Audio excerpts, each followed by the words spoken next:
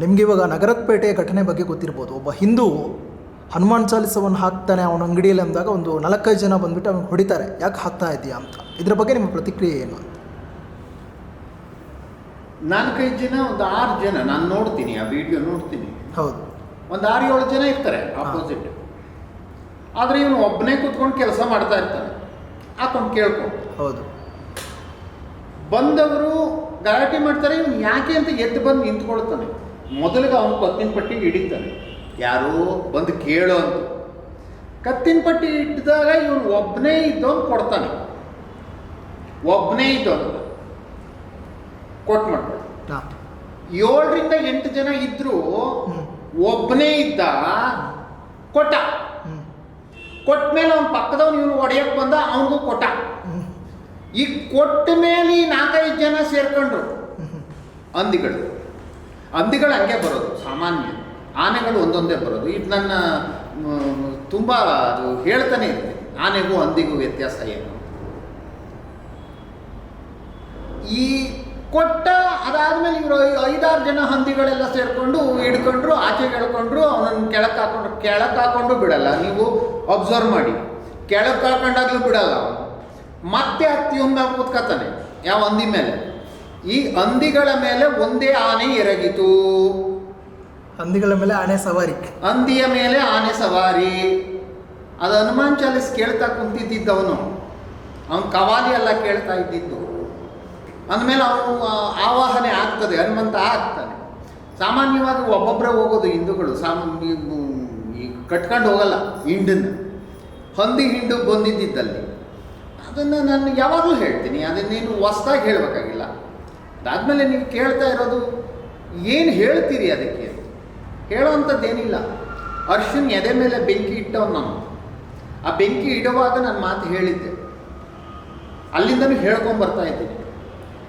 ನೀವು ಈ ಹಂದಿಗಳನ್ನು ಜೈಲಲ್ಲೋ ಅಥವಾ ಇನ್ನೆಲ್ಲೋ ಸಾಕ್ತಾ ಇದ್ದೀವಿ ಅಂದರೆ, ಅಥವಾ ಸರ್ಕಾರ ಅವ್ರ ಪರವಾಗಿ ನಿಂತಿದೆ ಅಂದರೆ ಅದಕ್ಕೇನು ಮಾಡೋಕ್ಕಾಗಲ್ಲ. ನಾನು ಯಾಕೆ ಬಂದಿಲ್ಲ ಅನ್ನೋದೇ ಒಂದು ದೊಡ್ಡ ಕ್ವಶನ್ ಮಾರ್ಕು. ಏನು ಮಾಡಲಿ ಬಂದು? ಆ ಸೂರ್ಯನ ಥರ ಬೀದಿಲಿ ಹನುಮಾನ್ ಚಾಲಿಸ್ ಹೇಳೋಣ ಬನ್ನಿ, ರೋಡಲ್ಲಿ ಭಜನೆ ಮಾಡೋಣ ಬನ್ನಿ. ಇನ್ನು ಭಜನೆ ಮಾಡ್ಕೊಂಡು ಎಷ್ಟು ದಿವಸ ಇರ್ತೀರಿ ನೀವು ಅಲ್ವಾ? ಸೂರ್ಯ BJP ಗೌರ್ಮೆಂಟ್ ಇದ್ದಾಗಲೇ ಅಲ್ವಾ ಹರ್ಷ ಹತ್ಯೆ ಆಗಿದ್ದು, ಪ್ರವೀಣ್ ಹೆಟ್ಟರ್ ನೀವು ಅದನ್ನೇ ಹೇಳಿದ್ದು. BJP ಗೌರ್ಮೆಂಟ್ ಇದ್ದಾಗ ಪ್ರವೀಣಂದಾಯಿತು. ಪ್ರವೀಣಂದು ಹೋಗಕ್ಕೆ ಹೋದ್ರೆ ನಮ್ಮನ್ನ ಕಾರ್ಯ ಬಿಡಲಿಲ್ಲ, ಅದು ಅವ್ರ ಮನೆ ಹತ್ರಕ್ಕೆ ಹೋಗಕ್ಕೆ ಬಿಡಲಿಲ್ಲ, ನಮ್ಮನ್ನ ಅರೆಸ್ಟ್ ಮಾಡಿದ್ರು. ಮುತಾಲಿಕ್ ಅವ್ರನ್ನ ಹೋಗಕ್ಕೆ ಬಿಡಲಿಲ್ಲ. ಹರ್ಷಂದೇಗೋ ನಾನೊಬ್ಬ ಹೋದೆ, ಇನ್ನು ಮಿಕ್ಕಿದವ್ರನ್ನ ಯಾರನ್ನೂ ಬಿಡಲಿಲ್ಲ. ಹರ್ಷಂದ್ ಆದಮೇಲೆ ಅವ್ರನ್ನ ತಗೊಂಡೋಗಿ ಜೈಲಿಗೆ ಹಾಕ್ತೀವಿ, ಅದು ಎಂಥದೋ ಹೇಳ್ತಿದ್ರಪ್ಪ ಅವರು ಸರ್ಕಾರ ಇದ್ದಾಗ. ಕಠಿಣ ಕ್ರಮ ಕೈಗೊಳ್ಳುತ್ತೇವೆ. ಬೊಮ್ಮಾಯಿಯವರೆಲ್ಲ ಇವರು ಅಷ್ಟೇ, ಅವ್ರು ಯಾರು ಅರ್ಗಜ್ಞಾನ. ಕಠಿಣ ಕ್ರಮ ಕೈಗೊಳ್ಳುತ್ತೇವೆ. ಬೊಮ್ಮಾಯಿ ಅವರು ಇವತ್ತು BC ಪಾಟೀಲ್ ಕಾಲಕ್ಕೆ ಕುಳ್ಕೊಂಡು ನಿಂತ್ಕೊಂಡು ನಿಮ್ಮ ತೋರಿಸ್ಬಿಡ್ತೀರಲ್ಲ ನೀವು.